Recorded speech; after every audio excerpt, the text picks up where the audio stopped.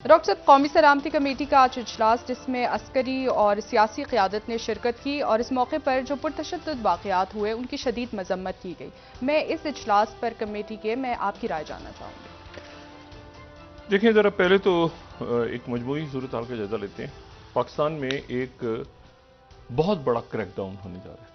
Crackdown से मेरी मुराद ये है कि बहुत बड़े पैमाने पर गिरफ्तारियां और ठीक। सख्त तरीन सजाएं।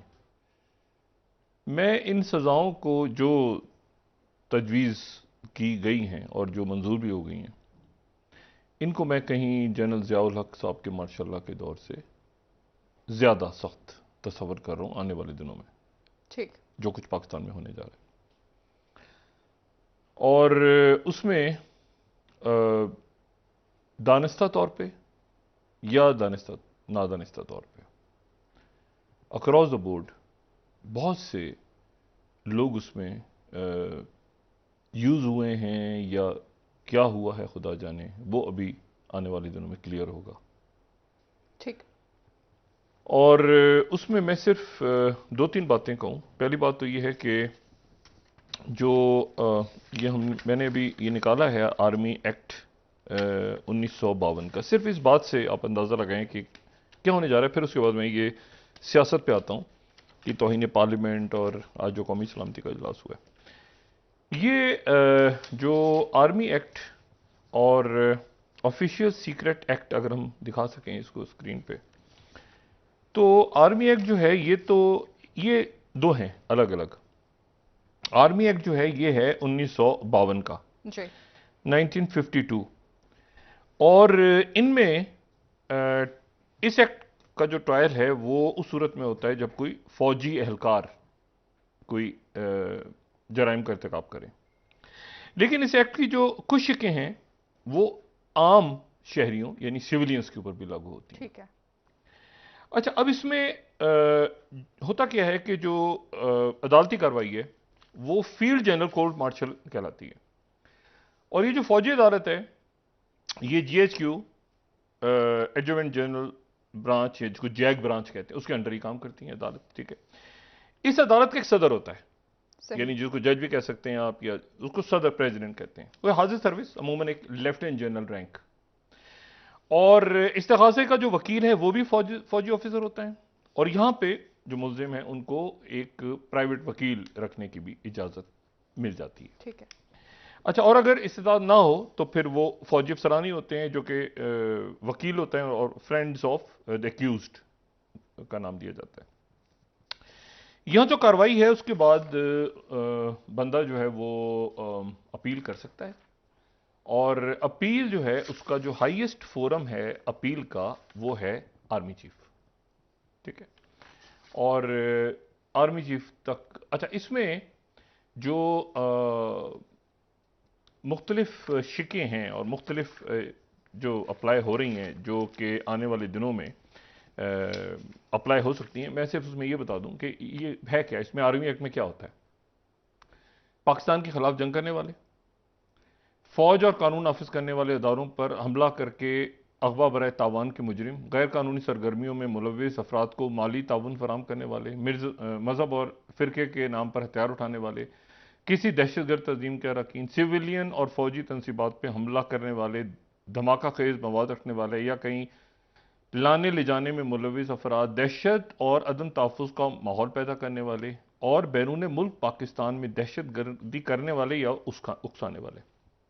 ये APS के बाद इसमें तरमीम दो कर दी गई थी इस एक्ट में, जो 1952 का आर्मी एक्ट है। जी। अच्छा, इसमें अब जो इम्पोर्टेंट बात है वो ये है कि जो जासूसी अस्करी राज किसी को देना, ठीक है, ऑफिशियल सीक्रेट एक्ट को भी हम ले लेते हैं ना साथ ही, दोनों पे बात कर लेते हैं। वो थोड़ा पहले का है, वो 1936 का है, लेकिन जो मजमूई तौर पे इसको बात करते हैं कि दोनों में क्या चीज़ है। उसमें यह है कि कोई ऐसा अस्करी राज बात किसी को, या कोई सेंसिटिव इंफॉर्मेशन दे कोई सिविलियन, जिससे मुल्क को नुकसान पहुंचे। सही। अच्छा, ये नहीं कि कोई जासूसी करे, एप्सोनाज नहीं। एक तो एप्सोनाज है ना कि जासूसी कर रहे हैं किसी को, एक ये कोई ऐसी बात पब्लिक में कह दी जाए जो कि ऑफिशियल सीक्रेट एक्ट के तहत आप किसी ऐसे ओहदे पे रहेंगे जो आप नहीं कह सकते, उसके नतीजे में मुल्क को नुकसान हो रहा है, तो वो ऑफिशियल सीक्रेट एक्ट हो गया। और या फिर ये कि दूसरे जो फौज के लोग हैं उनको हुक्म ना मानने पर उकसाना, या फिर फौज के अदारे के खिलाफ उकसाना, ये शामिल है। अच्छा, अब इसमें जो पहली शिक है इसकी, उसमें यह कि कोई शहरी अगर दुश्मन को राज फराम करता है और उसके सबूत मौजूद हैं, ठीक है, तो पहले एफआईआर कटेगी, एफआईआर कटने के बाद गिरफ्तार करेंगे और गिरफ्तार करने के बाद फौज उस पर मुकदमा चलाएगी।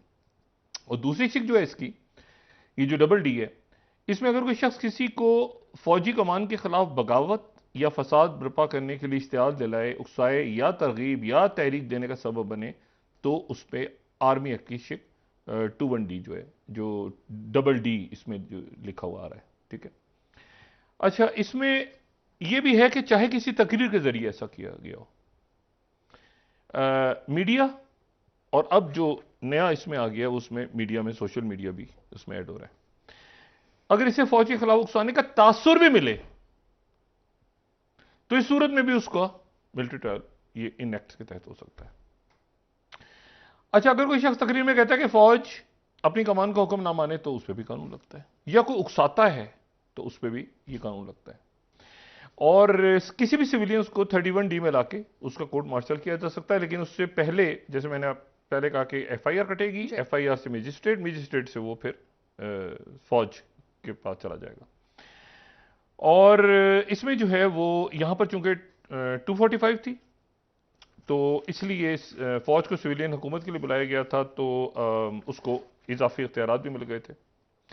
और ये तो मैंने आपको बताया, ये सॉरी जो ऑफिशियल सीक्रेट एक्ट है ये 1923 से चल रहा है, 1923 से। एक 1952 से है जो कि आर्मी एक्ट है, और एक जो है वो 1923 से है। और उसमें जो है वो ये कि एप्सोनाज खुफिया मालूमात वगैरह फराहम की जाएं, और उसमें जो है वो सिविलियंस का भी ट्रायल मुकम्मल तरीक़ाकार है, एफआईआर, सेशन जज, मिलिट्री कोर्ट में ट्रांसफ़र, और इनमें 2 साल से लेके और इसमें जो है वो सजाए मौत तक। अच्छा, इसमें ये कि सेक्शन 59 जो है इसका, अगर हम इसमें दिखा सके, मैं तो छोटा लिखे, लेकिन सेक्शन 59 और 60 में जो है उसमें 60 का मतलब ये है कि सहूलतकारी, यानी अगर कोई शख्स जाए वकुआ या उस शहर या पाकिस्तान में मौजूद नहीं भी है और मुल्क से बाहर है, तो फौज के खिलाफ उकसाने में मदद का सबब बन सकता है, और डबल डी उस पर इतलाक होगा। अच्छा, और जो इनको अदालतों में जहां तक चैलेंज का सवाल है, ये फेयर ट्रायल इसमें बताया गया है, लिखा गया है कि फेयर ट्रायल 10A के तहत, और अगर फेयर ट्रायल नहीं होता, प्रोसीजर फॉलो नहीं होता, तो फिर उसे हाई कोर्ट या सुप्रीम कोर्ट में चैलेंज किया जा सकता है। ठीक है। और सुप्रीम कोर्ट का फैसला ऑलरेडी मौजूद है कि मुल्क में जुडिशियल सिस्टम चल रहा हो तो सिविलियंस के मुकदमात को सिविल कोर्ट में भेजे जाने को तरजीह दी जानी चाहिए, मतलब पाबंदी नहीं है। ये एक बड़ी इंटरेस्टिंग बात है। फिर ये कि इख्तियार वफाकी हुकूमत के पास है कि वो ट्रायल मिलिट्री कोर्ट के जरिए किया जाए या सिविलियन कोर्ट के जरिए। हुकूमत यहां समझती, अगर हुकूमत समझे कि जुडिशियल सिस्टम सही काम नहीं कर रहा तो मुकदमात मिलिट्री कोर्ट को भिजवा सकती है। ठीक है। अच्छा, इसमें इंपॉर्टेंट बात यह है कि यहां पर लेकिन जो ये फैसले हो रहे हैं ये रियासत करेगी, ये रियासत के फैसले होंगे। ये हुकूमत जाहिर है कि अपने तौर पे तो हुकूमत किसी की पीपल्स पार्टी की हुकूमत आए तो बाकियों को भेज दे, दूसरी हुकूमत आए तो ये ऐसे नहीं है। ये फैसले जो हैं ये बहरहाल फौज ही करती है। बाजवा साहब के दौर में 25 सिविलियंस का मिलिट्री ट्रायल हुआ, 25 सिविलियंस का हुआ, और उनमें से 3 को सजाए मौत और बाकियों को 14 से 10 साल की सजा सुनाई गई। और 2021 में एक सामाजिक कारकुन थे अजीज खटक, उनको जासूसी के इल्जाम में 14 साल की कैद सुना दी गई थी। ये सारा जो था ये मिलिट्री ट्रायल हुआ था। अच्छा, अब इसमें जो है ये यानी आर्मी एक्ट जो है वो या ऑफिशियल सीक्रेट एक्ट, इसके फेवर में भी बातें हैं और इसके अगेंस्ट भी। फेवर में तो जाहिर है कि जब रियासत का मसला है तो रियासत बात करेगी, लेकिन इसके अगेंस्ट भी बहुत सारे लोग हैं जो कहते हैं कि इनको नहीं आना चाहिए और ये आम सिविलियंस को नहीं चलना चाहिए। लेकिन रियासत की सतह पे ये फैसला हो गया है। वो फैसले की वजूहात क्या हैं? वो वजूहात, उनका ताल्लुक सियासी नहीं है जी।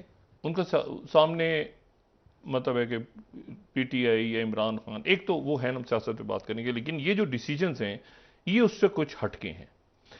और जब ऑफिशियल सीक्रेट एक्ट्स और आर्मी एक्ट का है तो इसका मतलब है कि कहीं अंदर दाएं बाएं आगे पीछे लोगों का भी बड़ा ट्रायल होने जा रहा है।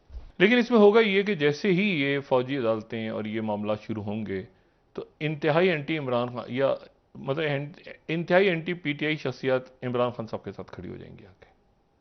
अच्छा, ये आने वाले दिनों में होगा।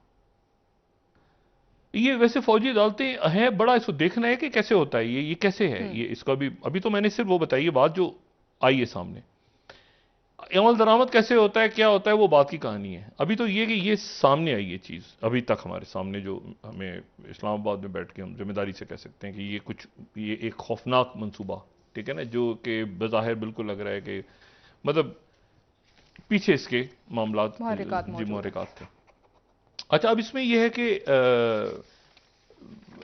मतलब अब यकीनन ये क्रैकडाउन है, उसमें हम देख भी रहे हैं कि कोई रिहा होता है फिर गिरफ्तार हो जाता है, फिर गिरफ्तार होता है फिर रिहा हो जाता है, वो कोई अदालत में ये दाएं बाएं आगे पीछे, और वो जो है ये मामला फिर आगे इसका कोई बहुत ज़्यादा फ़ायदा नहीं होगा। यानी आने वाले दिनों में जो गिरफ्तारियों में लोग अदालतों में जाएंगे तो उनको कोई बहुत ज़्यादा इसका फ़ायदा नहीं होगा, क्योंकि रियासती सतह पे अब ये क्रैकडाउन शुरू हो गया है।